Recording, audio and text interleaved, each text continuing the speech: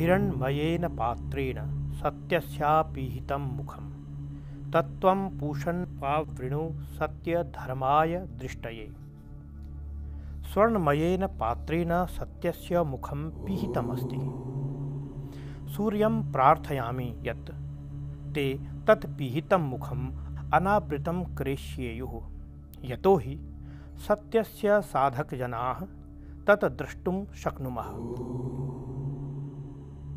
द्वाविमो पुरुषो लोके सूर्यमण्डलभेदिनो परिव्राट योगा च रणे चाभिमुखे हताः। यः योगी अस्ति सतत योगं करोति स एव परिव्राटः भवति, स एव सूर्यमण्डलस्य भेदनं कर्तुं शक्नोति।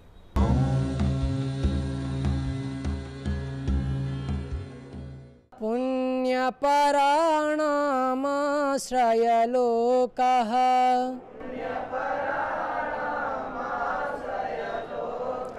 भारतधरणीयम्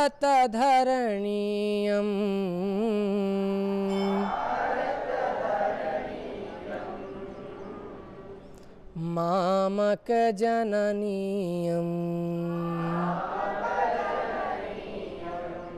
मामकजननीयम्।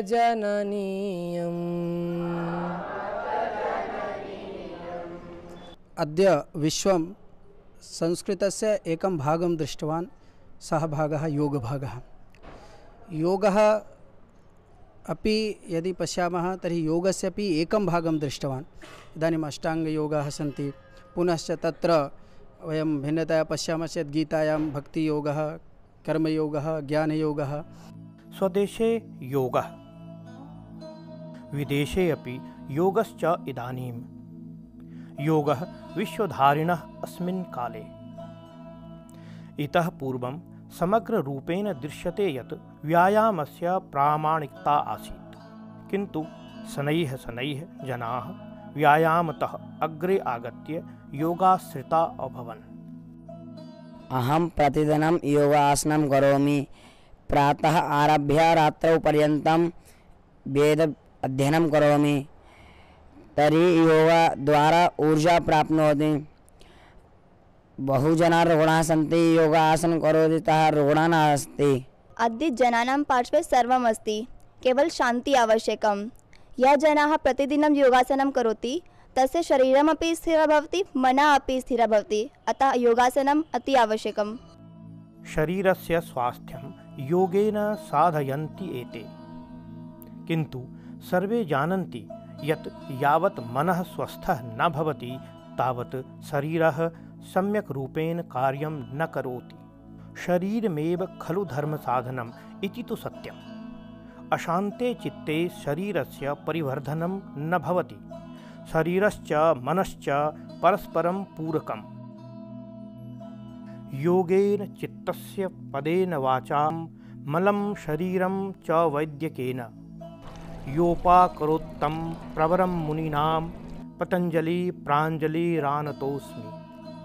अर्थात चित्तस्य परिशोधनार्थे योगः, वाणी परिशोधनार्थे पदः अर्थात व्याकरणं, तथा मलं प्रक्षालनार्थे वैद्यः अर्थात शरीरस्य परिशोधनार्थे वैद्यकीयशास्त्रम्।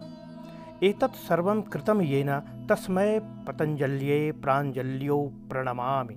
पतञ्जल्याः एवम् एकम् अपि सूत्रं वर्तते यत् योगश्चित्तवृत्तिनिरोधः।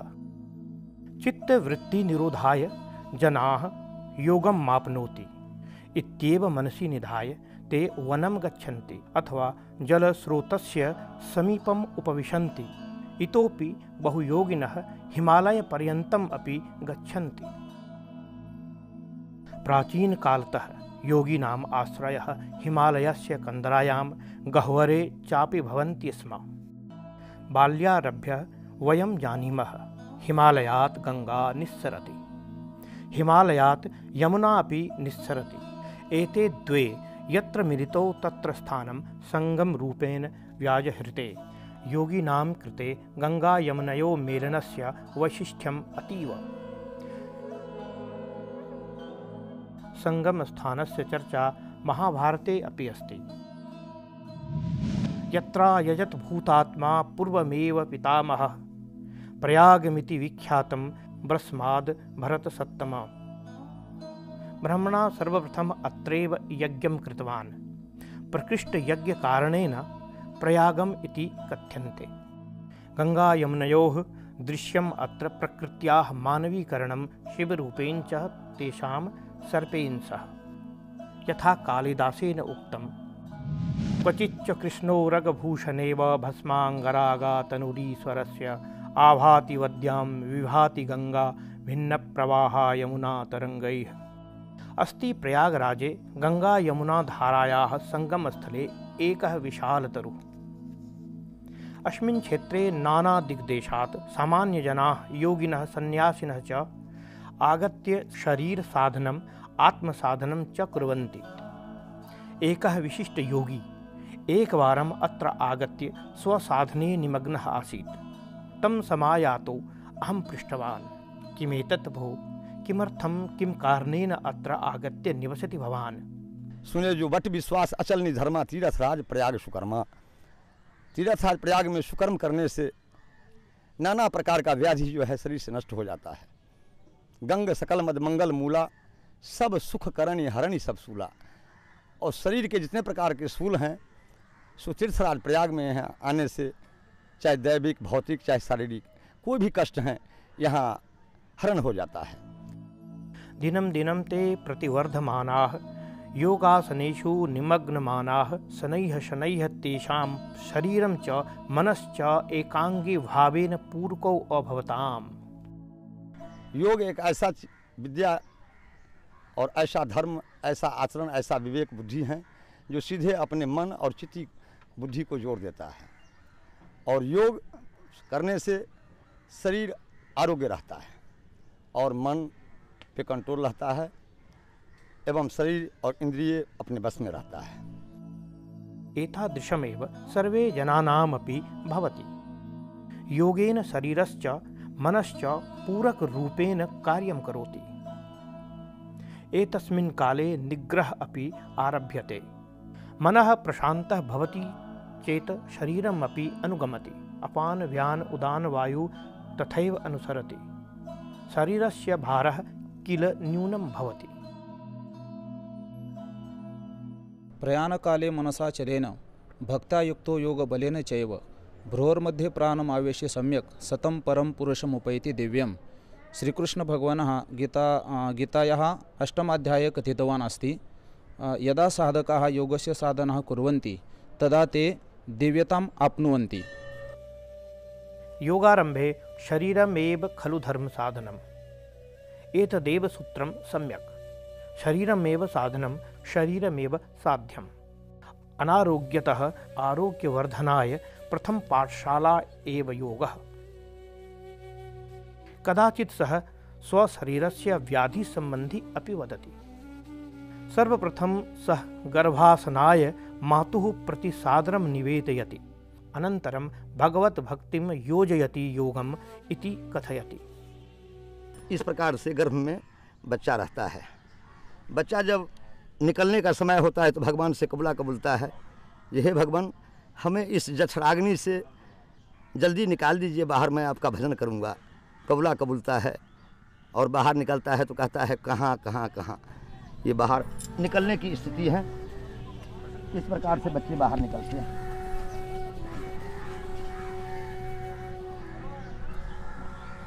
सामान्यतया मयूरासनम् एवं दृश्यते, किंतु एषः महोदयस्य मयूरासनम् इतोपि अग्रे एव।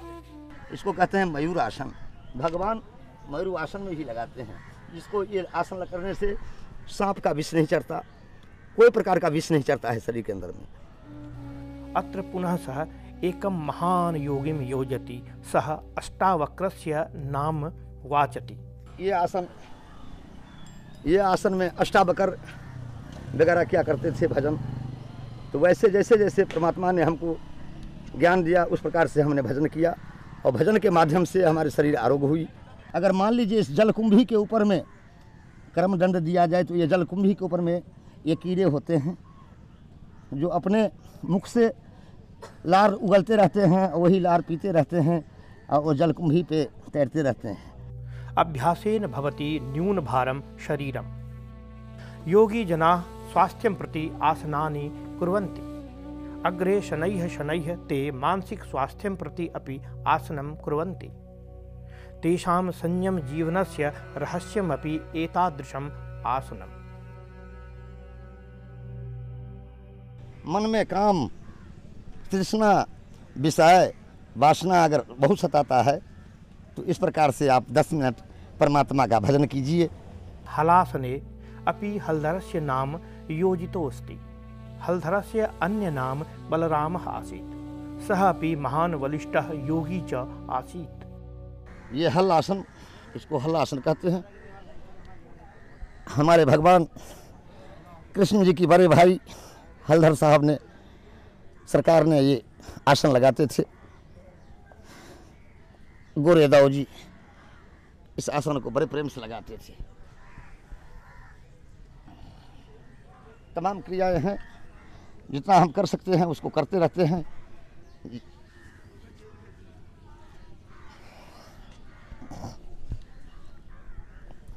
ये शारीरिक वर्जिश नहीं है, ये क्रियाएं हैं।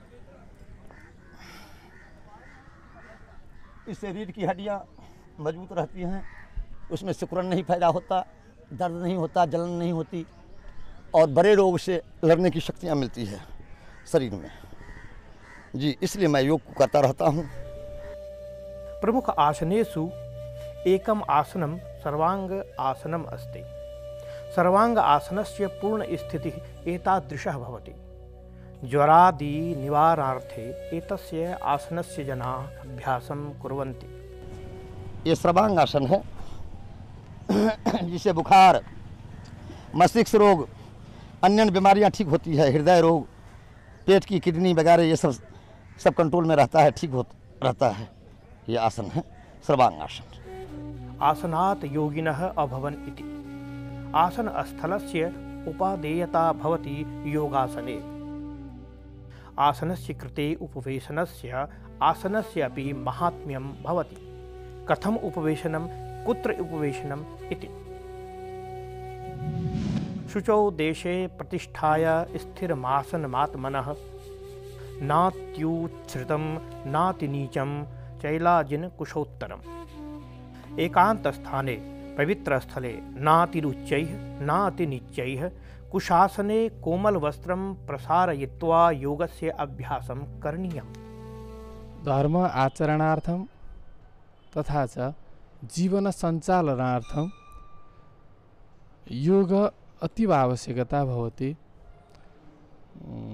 यथा धर्मक्षेत्रे कुरुक्षेत्रे समवेता युत्सव मामका पाण्डवाश्चैव किम कुर्वत सञ्जय। धर्मस्य सञ्चालनार्थं हेतुः, जीवनस्य सञ्चालनार्थं हेतुः सर्वप्रथमतः शरीरं स्वास्थ्यं भवितुम् आवश्यकता भवति। तत्कारणात् शरीर स्वास्थ्य भवति तदा अपि मानवाः सर्वं कार्यं कर्तुं शक्नुवन्ति। अतः एतस्य कारणात् योगस्य आवश्यकता महती अस्ति। योग शब्दः युज् तथा युजिर् धातुतः निष्पन्नः। ऋग्वेदे अपि योग शब्दः अस्ति। यथा यस्माद्धृते न सिद्ध्यति यज्ञो विपश्चितश्चन स्वधीनां योगमिन्वति। योगस्य विना विद्वांसः अपि यज्ञकर्मादि न सिद्धयति। किं स योगः? योगः चित्तवृत्तीनां निरोधः। स कर्तव्यः कर्मे एव निरतः। ऋग्वेदे योगक्षेमम् इति सामासिक पदः अपि वर्तते।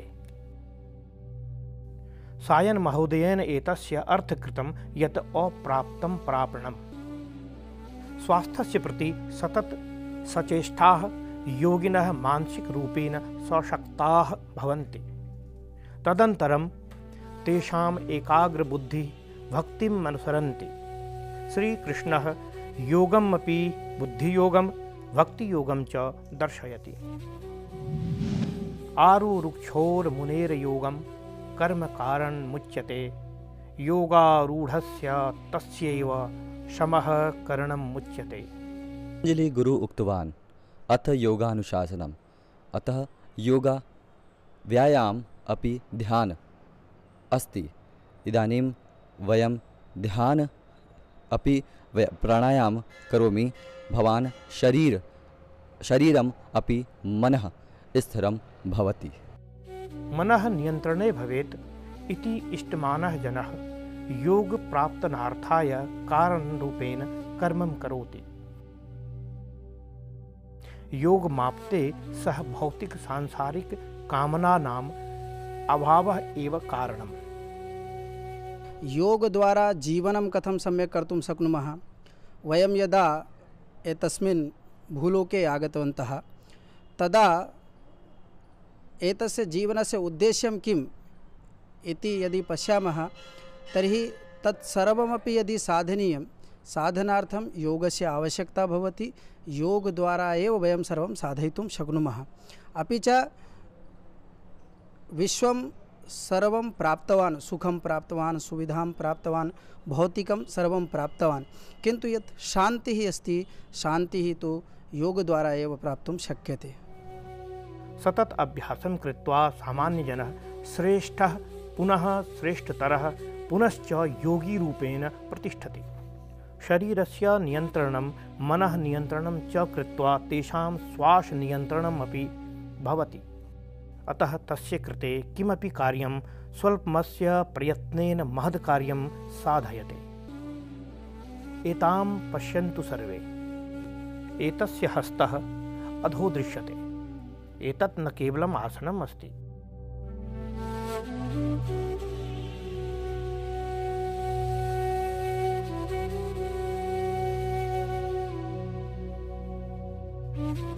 एषः गङ्गातटे अस्ति। गङ्गायां घोषे अस्ति तथा स्थापयति। प्रतिदिनं सः तथैव गङ्गादर्शनं गङ्गास्नानार्थमपि एवमेव गच्छति।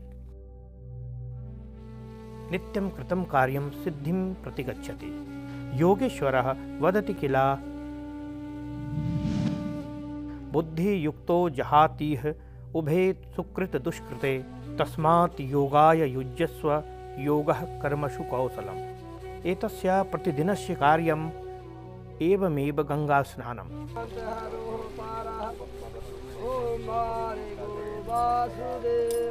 बोल अपने अपने माता पिता की जय, अपने अपने इष्ट देवता की जय, बोल सब पितरों की जय, गौ माता की जय, धर्म की जय, अधर्म का विश्व का कल्याण हो, प्राणियों में गौ हत्या अपने अपने भूमि की जय। संगमे साधुश्च योगिश्च साधनं करोति। अस्माकं सामान्यजीवने अपि जनाः आसनं कुर्वन्ति। ये नित्यम् अभ्यासं कुर्वन्ति ते गन्तव्यम् अपि अभिजायते। इत्युक्ते योगिनः एव दुष्करं कार्यं साध्यन्ते। अतः योगीश्वरः पुनः कथयति, योगिनः एव सर्वश्रेष्ठः। तपस्विभ्योऽधिको योगी ज्ञानिभ्योऽपि मतोऽधिकः कर्मिभ्यश्चाधिको योगी तस्मात् योगी भवार्जुन। हे अर्जुन, योगी एव सर्वश्रेष्ठः यथा योगेश्वर कृष्णः वदति। विष्टाभ्यामिदं कृष्णं मेकांशेन स्थितो जगत्। योग शक्त्या अंशमात्रम् एव मम सर्वभूतरूपेण जगतधारिणः। चिंतामुक्तः, व्याधिमुक्तः, विषादमुक्तः, अवसादमुक्तः, हर्षयुक्तः योगिनः। श्री कृष्ण गोविंद हरे मुरारी, हे नाथ नारायण वासुदेव। यही मंत्र का उच्चारण करें, हमारे पीढ़ी का कुशल हो जाए। भारतवर्षे लघुबालाः अपि सम्यक् योगाभ्यासं कुर्वन्ति। भारतस्य जीवने एव योगः। ये इदानीं व्यायामश्च आसनं च कुर्वन्ति ते अग्रे राजयोग क्रियायोगादि करिष्यन्ति। यत्र कुण्डलिनी जागरणस्य प्रक्रिया अपि भवति। एषा दीर्घकालिका प्रक्रिया। ऊर्जायाः स्फोटं भवति। तदानीं ते वदन्ति अहं ब्रह्मस्मि, तत्त्वमसि, सर्वं जगत् खलुमिदं ब्रह्म।